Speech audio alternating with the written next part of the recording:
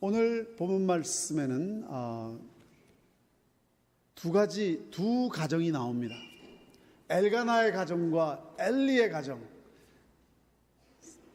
요즘 그 아이들 이름 짓는 거 보면은 저희도 소망이라고 지었고 은혜라고 지었는데 예심, 예수님의 마음, 또 아주 은혜로운 이름들이 참 많아요. 옛날에도 그랬던 것 같아요. 엘이라는 말이 하나님이란 뜻이거든요. 엘리, 그리고 엘가나, 엘리야, 엘리사벳, 다 이 하나님이란 말이 들어간 거거든요. 그러니까 이 엘가나도 그렇고 엘리도 그렇고 하나님을 잘 섬겼으면 좋겠다라는 그런 마음을 가진 그 마음들이 이름 속에 나타나고 있습니다.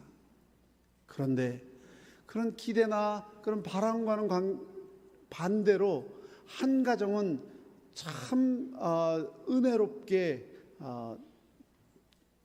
주님 안에서 신앙의 열매를 맺어가는 데 반해서 엘리의 가정은 여러분들이 잘 아시다시피 홈니와 비느하스 두 아들이 있었는데 그만 하나님을 제대로 믿지 않고 방자하게 하나님을 무시하고 예배를 소홀히 하고 여러 가지 정말 제사장 자녀들답지 않게 행동하다가 마지막에 생명을 무참하게 잃었을 뿐만 아니라 그 소식을 들었던 아버지 엘리도 그만 앉아있던 자리에서 떨어져서 목이 부러져서 사망하는 불행한 일을 당합니다. 엘가나의 가정은 기도로 아이를 낳았는데 그 아들의 이름이 사무엘인데 그는 정말 귀한 제사장이 됐을 뿐만 아니라 선지자가 되었고 그리고 사사가 되는 그런 참 귀한 하나님의 그 위기의 때 민족을 구해내고 민족을 신앙으로 이끄는,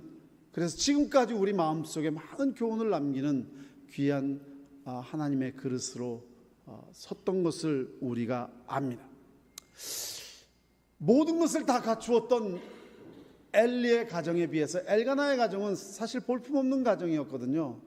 그 당시는 그 정치와 종교가 일치가 된 사회였기 때문에 제사장의 직분은 정말 모든 것이 풍성하고 모든 명문가의 정말 지위와 체력을 다 갖춘 그런 가정이었습니다.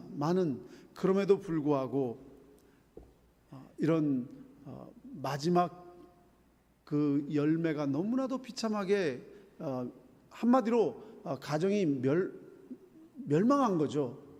몰락한 거죠. 무엇이 잘못되었는가? What went wrong? 저는 사실 제목을 그렇게 삼고 싶었습니다. 무엇이 문제였던가? What went wrong? 그것을 통해서 우리가 마음의 신앙의 거울로 오늘 우리 자신들을 좀 들여다 봤으면 좋겠습니다. 무엇보다도 엘리는 그런 모든 것을 다 갖춘, 그래서 제사장의 가정이었기 때문에 모든 사람들 앞에 참 모범된 신앙으로 본인뿐만 아니라 자녀들을 양육했어야 됨에도 불구하고 자신의 직분을 소홀히 합니다. 사람들이 가끔 착각할 때가 있어요. 재산이 많고 지위 또는 학식이 있어야지 부모 역할을 잘 할 수 있는 것으로 오해할 때가 있습니다. 오늘 말씀은 전혀 그렇지 않다는 것을 하나님은 우리에게 말씀하십니다. 왜냐하면 엘리는 대단한 그 당시에 모든 것을 갖춘 사람이었지만 자식 농사에 실패를 했거든요. 엘가나는 그냥 평범한 가정이었지만 참 귀한 열매를 맺었습니다. 무엇이 차이였을까 생각할 때에 하나님을 경외하는 신앙이 그 마음속에 있었는가 없었는가. 하나님을 경외한다는 것은 정말 주님을 사랑하는 마음으로 두렵게 주님을 섬기는 것입니다. 말씀을 두렵게 생각하고 정말 하나님의 신앙을 소중하게 생각하는 마음이 있었는가. 의아하게 생각하시는 분들이 계실 겁니다. 아니 엘리는 제사장이 아니었는가. 그러나 우리는 여기에서 한 가지 생각할 것이 있습니다. 여러분들의 신앙의 연륜이나 여러분들이 가진 직분이나 신앙의 연조가 중요한 게 아니라는 것입니다. 실질적으로 우리 마음속에 살아계신 하나님을 경외하는 생생한 신앙이 우리에게 진정으로 있는가 아니면 없는가, 이것이 하나님을 기쁘시게 하고 마음을 슬프게 하는 이유이죠. 왜냐하면 하나님은 우리의 외적인 것을 보는 분이 아니라 우리 마음의 중심을 보시니까, 우리 마음 중심에 하나님을 경외하는 마음이 있는가 없는가. 그래서 30절에 주님께서 우리에게 나를 존중히 여기는 자를 내가 존중히 여기고 나를 멸시하는 자를 내가 경멸하리라 라는 말씀을 우리에게 주십니다. 엘리는 제사장이었음에도 또 부모로서의 직분과 영적인 교훈을 소홀히 하죠. 그러나 반면에 엘가나는 가장으로서 자신의 영적인 의무를 다하고, 한나는 어머니로서 자신의 본분을 다하고 하나님께 마음의 사랑을 드립니다. 여러분, 우리 스스로 한번 돌아보십시다. 여러분들은 지금 여러분들의 가진 하나님께서 맡기신 직분을 정말 최선을 다해서 제대로 하고 계신가요? 부모로서, 성도로서, 국민으로서, 자식으로서, 또는 학생으로서, 또는 교사로서, 직장인으로서 나는 정말 내 삶의 영역에서 마음 중심으로 하나님을 높이고 있는가? 지금 겉으로 어떤 직분을 가졌냐, 그걸 보는 게 아닙니다.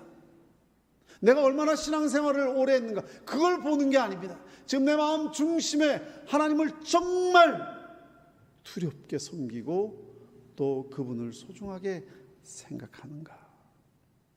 이것이 이탈될 때의 쇠망의 기초가 됩니다. 이것이 중심에 자리 잡을 때에 하나님의 은혜의 기초가 된다는 것인데, 그런데 엘리는 이러한 제사장으로서의 직무, 그리고 신앙의 부모로서의 직무를 다하지 못했다는 것이죠. 이 세상에 직업을 카테고리로 이렇게 정할 수 있는 직업이 한 2만 개가 된다 그러더라고요. 그런데 이 모든 직업보다 더 어려운 직업이 하나 있는데 그게 부모라고 하는 직분입니다. 부모의 역할이죠. 사실 그게 쉽지가 않습니다. 직업군 속에 상대적으로 좀 어렵다고 하는 직업이 농업이라고 합니다. 농사를 지으시는 분. 왜냐하면 내가 노력을 하더라도 하늘에서 비가 안 내리거나 또 뭐 햇빛이 제대로 안 쬐어지거나 하면은 그게 다 허사로 변해버리잖아요. 그러니까 하늘을 쳐다봐야 되니까 이거 참 어렵습니다. 물론 몸으로 하니까 또 쉽지는 않겠지만 어쨌든 농사는 어려운 직업군 중에 하나에 속합니다. 그런데 그 농사 중에 더 어려운, 제일 어려운 농사가 자식 농사라는 거죠. 왜냐하면 인간이 육적인 존재가 아니라 영적인 존재이다 보니까 동물이나 식물은 그래도 정직하잖아요. 노력하면, 정말 노력해서 잘 환경 조건을 맞추면 그럭저럭 잘 키울 수가 있는데, 인간은 환경 조건이 좋다고 무조건 잘 되는 것도 아니고, 그렇다고 환경 조건이 나쁘다고 잘 되는 것도 아니라는 겁니다. 이게 참 애매하죠. 환경이 좋다고 잘 되는 것도 아니고 아니라고 잘 되는 것도 아니고, 개천에서 무조건 용이 나는 것도 아니고, 풀장에서 용이 나는 것도 아니고, 또 안 나는 것도 아니고, 환경이 좋든 나쁘든 이럴 수도 있고 저럴 수도 있으니까 이 자식 농사가 얼마나 어려운 겁니까? 그런데 자식 농사도 어려운데 우리가 부모는 또 어떻게 되나요? 자격시험 보고 면허증 따셔서 부모님이 되셨습니까? 그런 분들은 한 분도 안 계십니다. 그렇다고 경험이 많은 것도 아닙니다. 그냥 결혼해서 살다가 보니까 자식이 생겼고 어느 날 갑자기 부모가 됐죠. 무면허에 거기다 무경험 초보 부모님들이 우리 자신들입니다. 나중에 가서야 자식 키우는 게 이렇다라고 얘기하지만 사실 자식 키울 당시는 무면허에 무경험 초보 부모님들이죠. 그러다 보니까 시행착오도 참 많고 좌절할 때가 많이 있습니다. 그래서 우리는 누구에게 누가 잘했네 못했네 얘기할 자격이 있는 사람은 아무도 없습니다. 그러나 우리는 말씀을 통해서 우리 자신들을 돌아볼 필요는 있습니다. 하나님은 우리에게 미리 말씀을 주셨으니까요. 어떻게 내가 부모의 역할을 잘할 수 있을까? 어떻게 해야 내가 잘 살고 내 자손이 잘 될 수가 있을까? 그것이 신앙의 좌우가 된다는 것입니다. 왜? 하나님을 경외하는 신앙으로 내가 나아갈 때에 생각해 보십시오. 인생 만사가 하나님 손에 달려 있습니다. 맞습니다.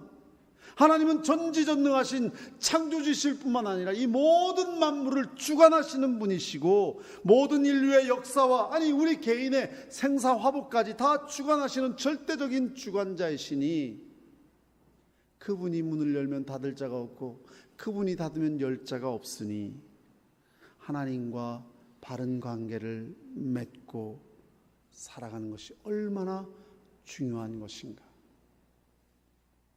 그런데 엘리는 그 소중한 믿음을 자녀들에게 심어주지를 못했습니다.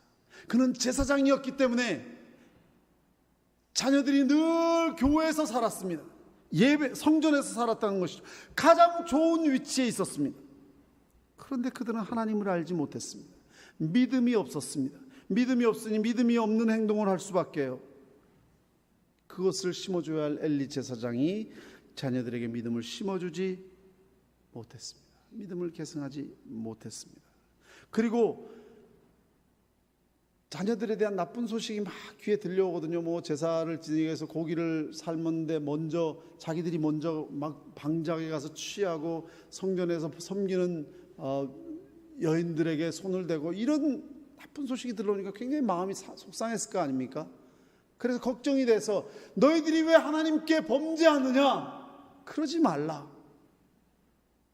라고 염려스러운 권면을 했지만 그 말에 자녀들이 전혀 귀를 기울이지 않았습니다. 한마디로 순종하는 신앙을 심어주지 못했다는 것이죠.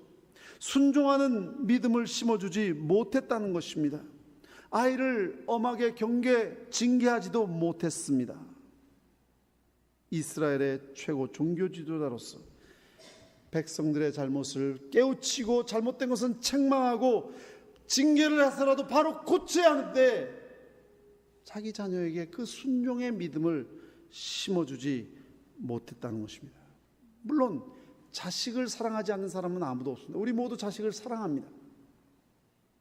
자식을 사랑하는 거하고 정말 자식들에게 바른 믿음을 가르치고 그들에게 순종하는 마음을 심어주는 것은 같은 것이 아닙니다. 그냥 사랑한다고 너무 관대하기만 해서는 안 됩니다. 그런데 결국 엘리는 순종의 믿음을 가르쳐주지 못해서 결국은 자녀들도 죽었을 뿐만 아니라 본인도 비참하게 몰락하고 말았습니다. 엘가나와 한나는 평범한 가정이었고 아무것도 없는 가정이었지만 그 자녀에게 믿음의 한마디로 영적인 뒷바라지를 참 잘했습니다. 엘리는 육적인 뒷바라지를 너무 잘했습니다. 그러나 영적인 뒷바라지를 못했던 것이죠. 그런데 엘가나와 한나는 영적인 뒷바라지를 잘했습니다. 재산을 물려주는 것은 조금 주는 것입니다. 그거 좋은 것입니다. 물려주는 것. 그러나 조금 주는 것입니다. 공부를 시키는 것은 많이 주는 것입니다. 없어도 그냥 열심히 공부시키면 많은 것을 주는 것이죠. 그래서 우리 부모님들이 자신을 희생해서라도 많은 공부를 자녀들에게 시키려고 노력하죠. 그런데 신앙을 물려주는 것은 전부를 주는 것입니다. 믿으시면 우리 한번 아멘 해보실까요? 아멘. 왜냐하면 신앙을 물려주면 홀로 서서 하나님을 경외하는 신앙으로 무장하기 때문에 전부를 얻은 것처럼 승리하는 인생을 어느 환경, 어느 위치, 어느 상황에서도 그들은 믿음으로 인생을 축복스럽게 승리하는 인생으로 살아갈 수 있는 전부를 주는 것이기 때문에 믿음을 우리가 줄 수 있는 것은, 신앙을 물려주는 것은 전부를 주는 것입니다. 그래서 한나와 엘가나는 육신적인 뒷바라지도 했지만 영적인 뒷바라지를 집중했던 것입니다. 사무엘이 어려서부터 젖된 후에 하나님을 약속한 기도로 나왔으니까 하나밖에 없는 자식이 얼마나 귀했겠습니까?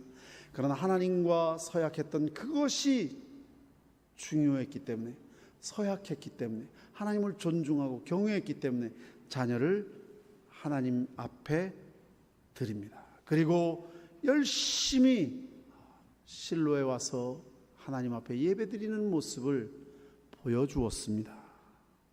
사무엘은 어려서부터 부모님의 모습을 잘 보면서 자랐습니다. 뿐만 아니라 가정에서도 전혀 다르지 아니하는 하나님을 존중하는 모습을 그는 보았죠. 그리고 아들이 주님을 잘 섬길 수 있도록 옷을 지어서 제사장으로 섬겼습니다.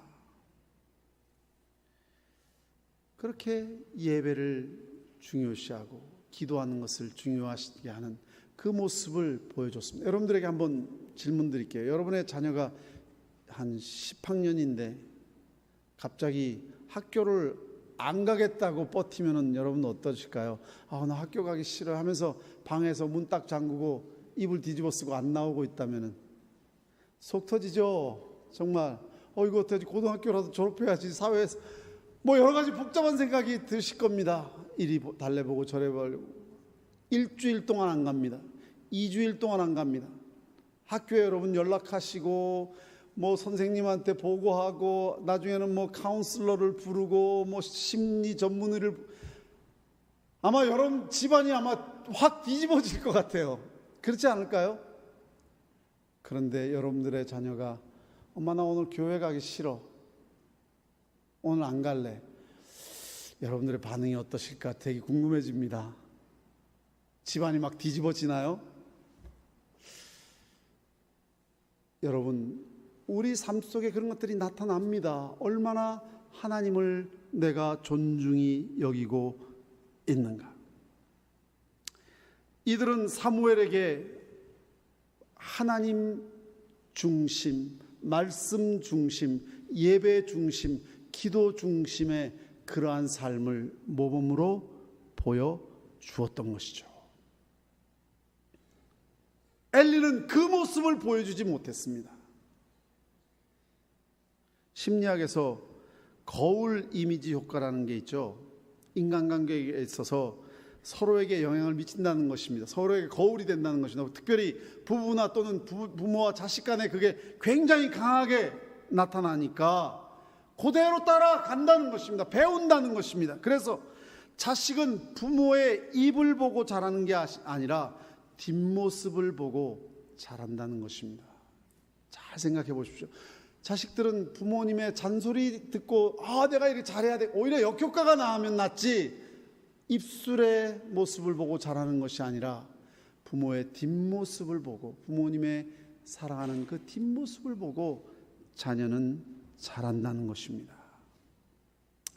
바로 여기에서 엘가나와 한나는 참 열매를 맺었고 엘리는 그것을 하지 못했다는 것입니다. 한나는 특별히 사무엘 뒤에서 기도하는 모습을 많이 보여주었습니다. 여러분, 우리는 얼마나 자녀들을 위해서 기도하는가? 우리가 할 수 있는 일이 뭐가 있나요? 사실 언어도 어쩔 때는 여기서 자란 아이들하고 통하지도 않을 때도 많고, 뭘 공부하는지도 사실 잘 모를 때가 많습니다. 내가 뭘 하고 싶었는데 할 수 있는 일들이 너무 제한될 때가 많이 있습니다.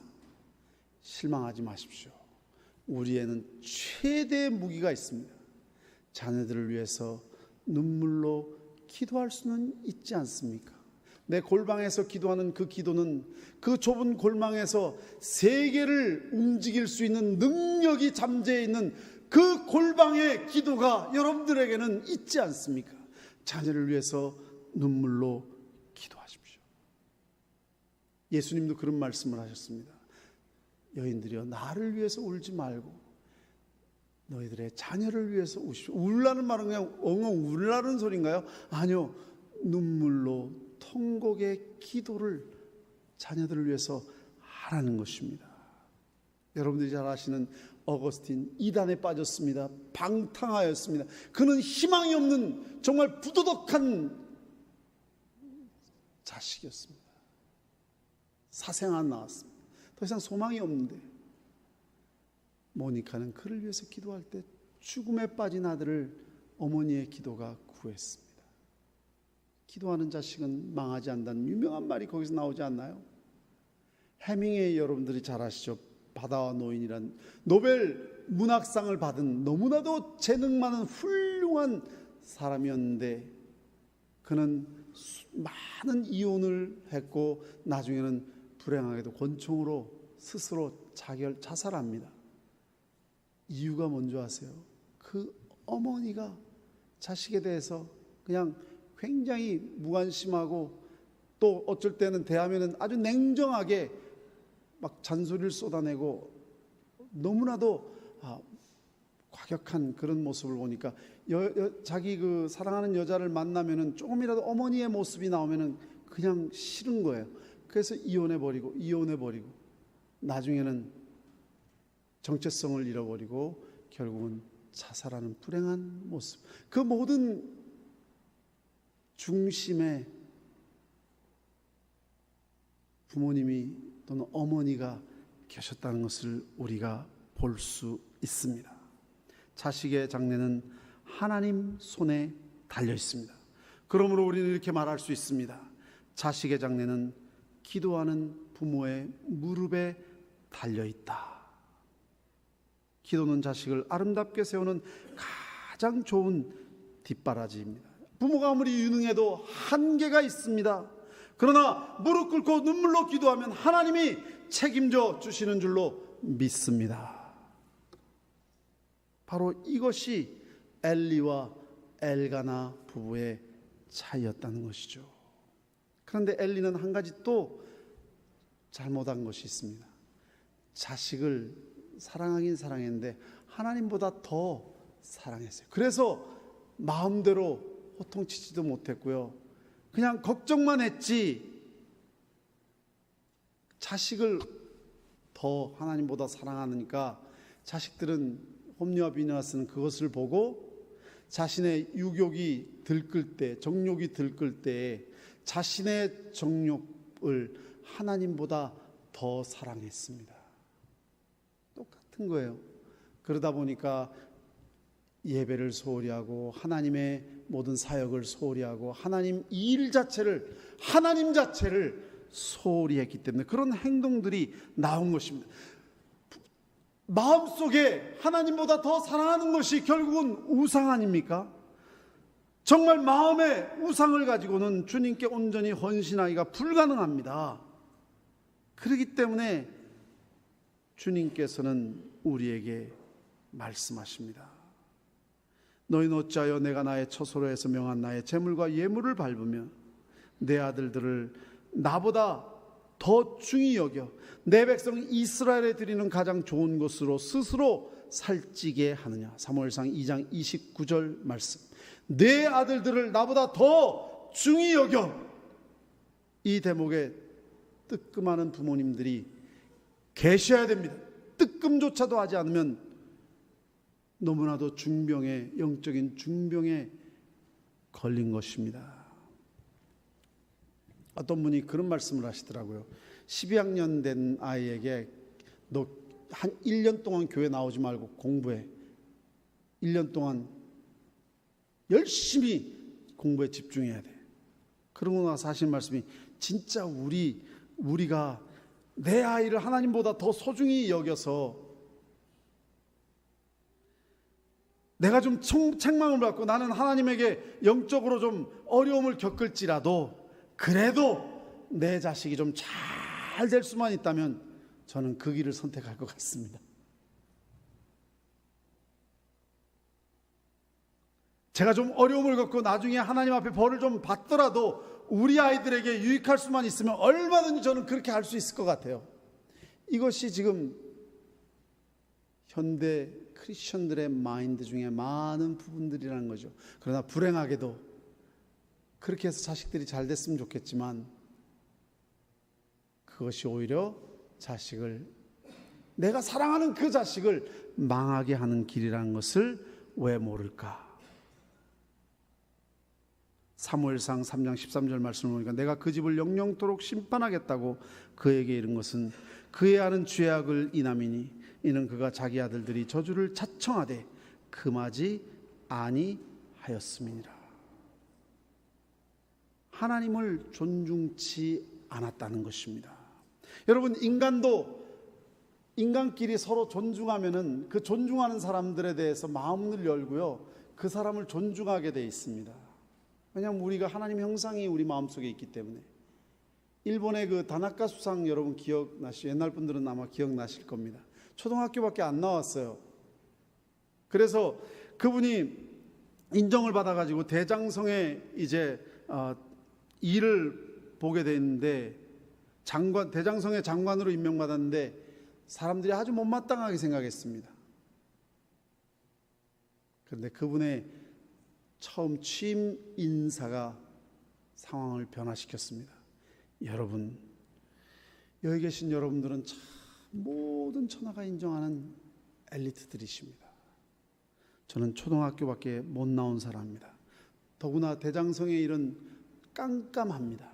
그렇기 때문에 대장성의 일들은 여러분들이 다 맡아서 하시고 저는 그 일에 대한 책임만 지겠습니다. 그분들을 다 높여주고 존중해주고, 그러니까 이분들이 마음문이 활짝 열린 거예요. 그리고 그런 자세로 존중하고 그가 섬겨나가니까 인정을 받아서 나중에 다나카 수상이 되잖아요. 그죠? 사람들도, 사람 관계에서도. 그런데 여러분, 우리가 하나님을 멸시하고 하나님을 가볍게 여기고 하나님을 존중하지 않는다면, 아니 반대로 하나님을 존중할 때 하나님이 얼마나 기뻐하시고 분명히 약속하셨습니다. 하나님께서 너희가 나를 존중하면 내가 너희를 존중하기를 원하노라. 한나의 찬양을 읽어보십시오. 얼마나 구구절절히 2장 1절부터 나오는 하나님을 존중하는 마음이 표현되어 있는지. 그런데 반대로 홈리와 비누아스는 그러한 하나님을 존중하는 것을 배우지 못했고 그들도 그래서 하나님을 멸시하는 행동을 하게 됩니다. 하나님을 존중하지 않을 때 영적으로 잠이 들게 되어 있습니다. 하나님을 존중할 때 영적으로 깨어있게 됩니다. 하나님을 존중할 때 사무엘은 영적으로 깨어서 하나님의 음성을 들었습니다. 하나님의 말씀을 받았습니다. 엘리는 하나님을 존중하지 않을 때 하나님 말씀이 들리지 않았습니다. 우리가 하나님을 존중하면은 예배를 존중합니다. 예배를 존중하면은 기도를 존중합니다. 그들은 영적으로 깨어있게 됩니다. 반대로 예배를 존중하고 기도를 존중하고 그런 사람들은 영적으로 깨어있는 사람들입니다.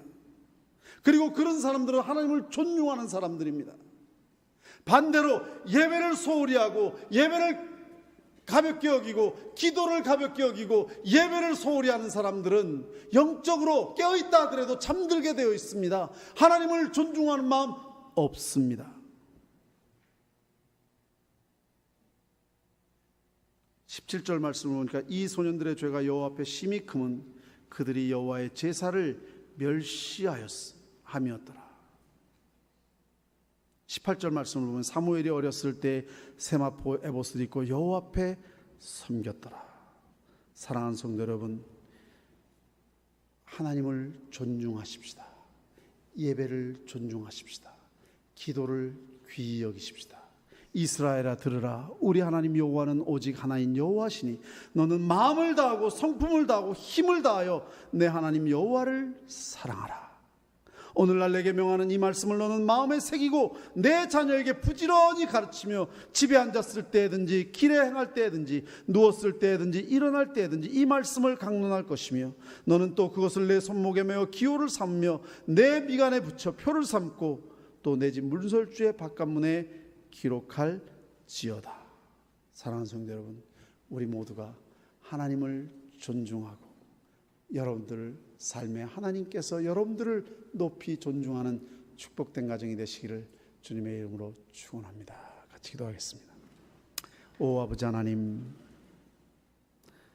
그동안 마음으로 주님을 섬긴다고 입술로는 고백했지만 정말 내 중심에는 무엇을 더 사랑했는지, 진심으로 하나님을 귀하게 여기고 진심으로 하나님의 예배를 귀하게 여기고 주님 앞에 진정으로 기도할 수 있는 저희들 되게 하여 주시옵소서. 우리의 자녀들이 저희들의 기도의 아름다운 열매로 축복스러운 삶을 살아나가게 하여 주시옵소서. 예수님의 이름으로 기도드립니다. 아멘.